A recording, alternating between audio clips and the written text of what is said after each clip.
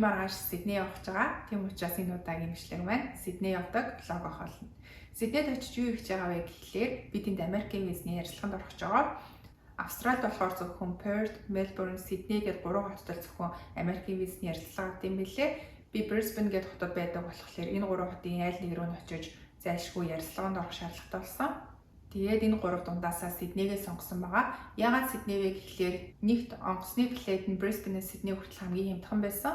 Хоёрт нь гэх юм бол манай найз тэнд байдаг учраас далимтан сайхан найзтайгаа уулзчихъя гэж бодоод, гуравт нь гэх юм бол өнгөрсөн 4-р сард Мельбурн явж аялсан. Тэгэхээр нэг очисон газар ойрхон очиж ирснээс гэж бодоод тэгээд Сиднейг сонгосон байгаа. Ойрын 4-5 сарын хугацаанд аялаагүй өөр хот руу аялна гэсэн чинь гоё юм. Энэ хотод удаан байгаад тахаар жоох уйдаад идэгин.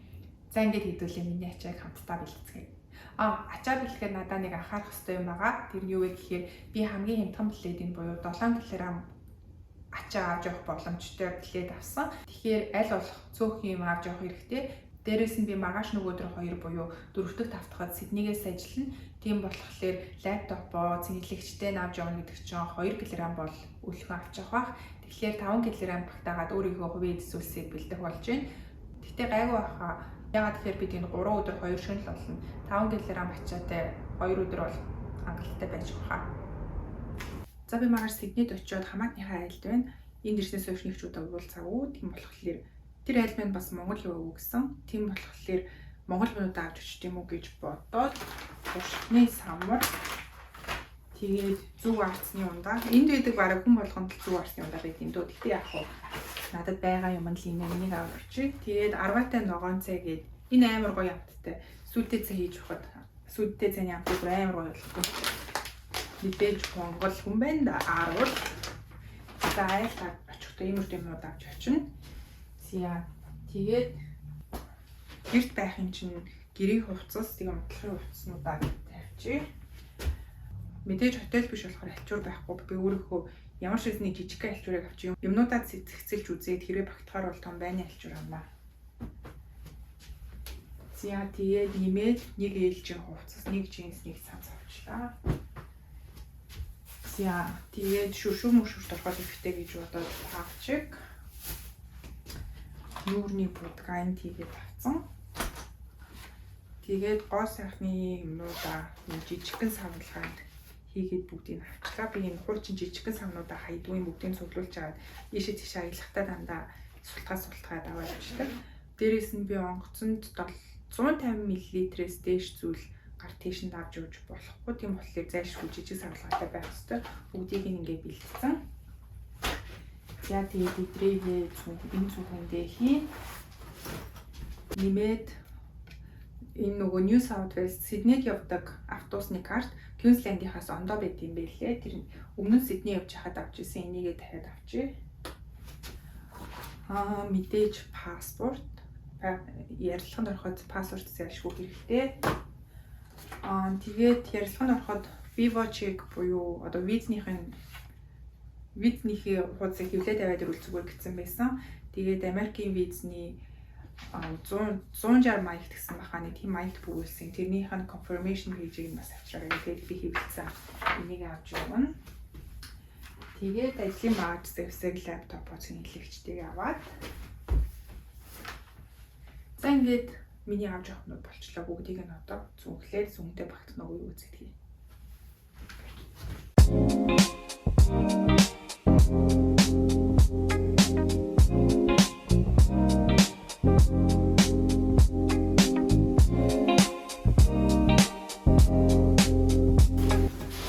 Ингээд миний бүх юмний зүнхэнд багтчихлаа. Уцаж ирэхдээ айл дөх юмнуудаа өгчөөд ирэх болохоор цүнх бол гайгүй хөнгөрчөөд ирэх юм байна. Ямар ч юм гээд бүх юм жинтаа болчлоо. Маргааш 7-оос нислэгтэй. Тийм болохоор гэрээсээ 5 өрөөгд гарна. Одоо итгэн шиг байна. За маргааш уулзъя. Bye bye. Өглөөний мэнд. Энд өглөөний 5 цаг болж байна. Uber дуудсан. Uber-ыг сууж байна.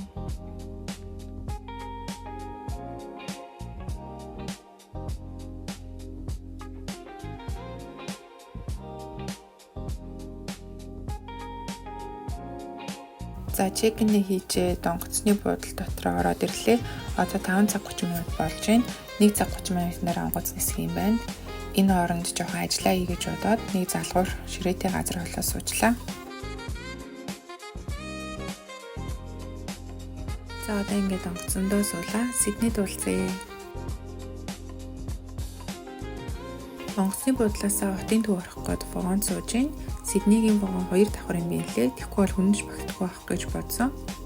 Ингээд хотын төвхөн буюу таун хол гэдэг газар хүрээд ирлээ.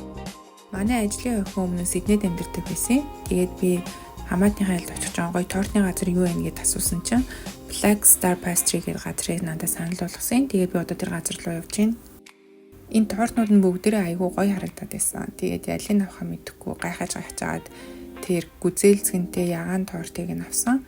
Дотроо крем болон кекснийхэн завсар юм тарвас яг жимсээрээ зүсээд хийсэн яг кекс шиг нэг давхар байт юм лээ. Сав боодлон ч гэсэн айгүй хөөрхөн юм байна. Би одоо хамаатныхаа айл руу вагоноос бүрч амьдлах гэж байна. Энд амар их монголчууд идэв байна. Сая бараг 5-6 монголчуудтай гарлаа. Яг монголчуудынхаа амьдардаг дүүрэг болтой. Амар том орос улсны хурааллаа. Хамаатнытай ирсэн чинь намайг ирнэгээд баахан бууз салаад хэвтер хийсэн байсан. Бууз гараад юун зураг бичлэг авах тэрийгэ мартаа шууд идсэн байна лээ. Өдөржингөө ажиллаа игээд оройн гарч бөөнд орой ол идчихэд эхний өдөр ингээд өндөрлөлөө. За Сиднейд ирсний 2 дахь өдөр Америкийн визний ярилцлаганд орохоор Сиднейн хойд хэсэг рүү явж байна. Би өглөө ажил эхлэх цагаар вагоноор явсныг чиглэхгүй. Миний амьдардаг хоттой харьцуулахад Сидней бүр үнэхээр их хүнтэй завгүй хот юм шиг санагдсан. Урсдаг шатаар буух гэж жижигхэн очор үүссэн байсан.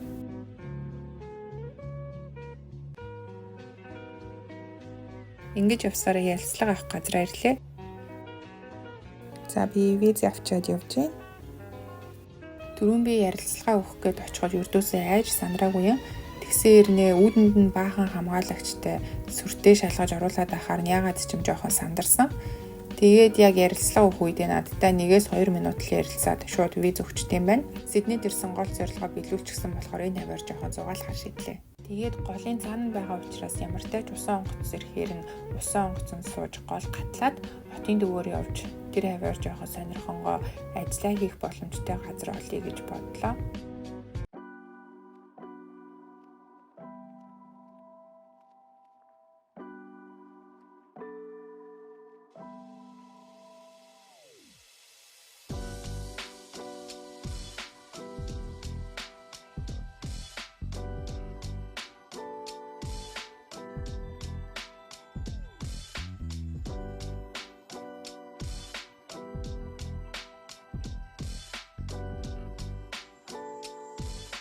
Хотын төвдөө зөндөө дэлгүүртэй бид тэр дундаас нэг аркейд буюу монголоор одоо худалдааны гудамж гэх юм уу ийшээ орж үзэж байна. Энд аркейдууд аюу гоё чаман бас дотор нь янз бүрийн юмнууд зардаг дэлгүүрүүд байдаг болохоор н ороод ирлээ. Энэ аркейд дотор 1915 онд үүсгэн байгуулагдсан шоколадны дэлгүүр байсан. Тэгэхээр энэ ажлынхандаа шоколад авд юм уу гэж удаа зогсож байна. Энэ шоколадны газар манай хотод байдаггүй юм. Тэгэхээр ажлынхандаа авч очиход гоё бэлэг болох байхаа. Хотын төвөөр офис хайж явж байгаад замд бүр 1860 онд байгуулагдсан сүм байхаараа сонирхоод ороод ирлээ.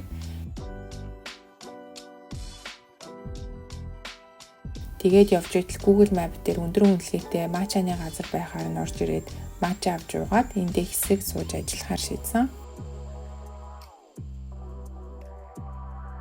Мачаны газраа нэлээд сууж агаад дахиад дараагийн офислох газраа болохоор хаашаач мэдэхгүй нэг газар руу алхаадсэн чинь Darling Harbour гэдэг газар хүрээд ирсэн байсан.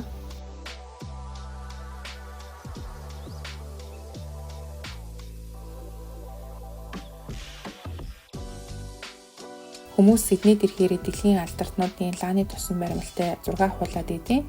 Тэр газар нь энэ Мадам Тусаад гэдэг урд харагдаж байна. За би тэр урд харагдаж байгаа өндөр барилгын хүлээлгийн тахимд нь очиж ажиллаа хийж бодоод тийшээ чиглээд алхаж байна. Алхангаа бичлэг хийгээд явж исэн чинь манай ажлын охин намайг нааш ирэхээс өмнө нэг зарим хүний газрыг заавал орж үзээрэй гэж тэгээдсэн аахгүй юу. Тэгсэн чинь бичлэг хийж явж байгаад яг тэр газартаа санамсаргүй таарчтэй. Уг нь бол би энэ газар руу орж ирэхгүй гэж бодож байсан. Зөндөө их сахартай юм хэрэгэлсэн. Дээрээс нь хүтэн байгаа болохоор зарим нэмж хэрэглэхгүй дээ гэсэн чинь зам таарчлаа. Тэгэхээр энэ заримыг заавал идэж үзэх ёстой л байсан юм шиг байна.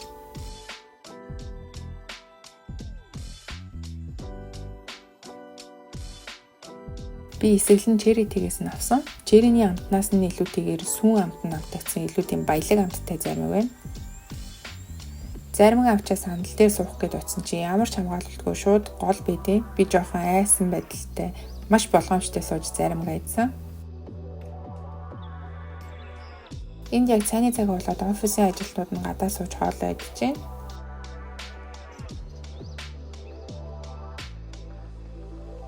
За ингээд баахан алхасаар агаад нөгөө өндөр барилгынхаа хүлээлгийн тахимд нэрээд ажиллаа хийж байна.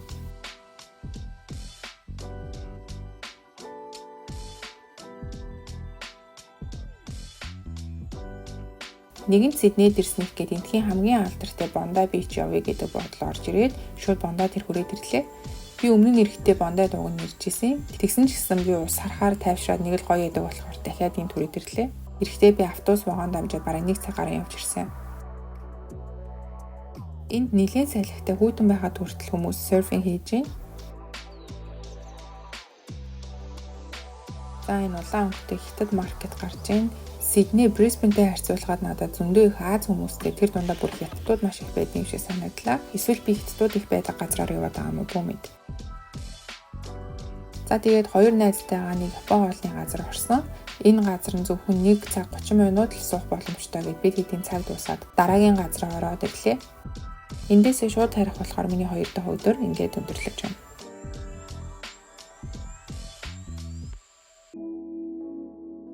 За ингээд Сиднейд 3 дахь өдөр буюу сүүлийн өдөр эхэлж байна.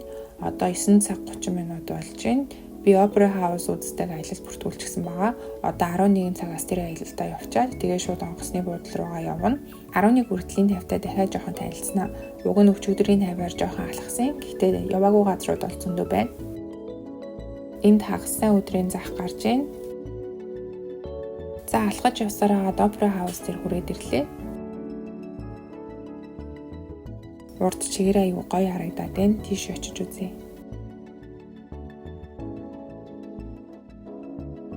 Нөгөө талаас ингэж харагддаг юм байна.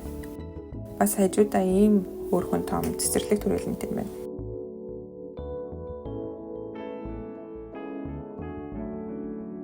Аяллаа хэлхийг хүлээж авах зураг Opera House-ын дэлгүүрт орж ирээд юм сонирхож байна.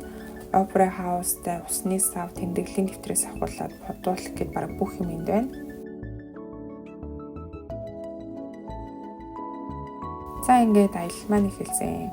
Бүх хүмүүстээ ийм чихвч өгд юм байна. Тэгэхээр хүччин чанга орилж яриад авах ямар шаардлагагүй бид нар чихвчээрээ яриаг сонсож боломжтой юм байна. Since opening in 1973, it has been home to many of the world's greatest artists and performers.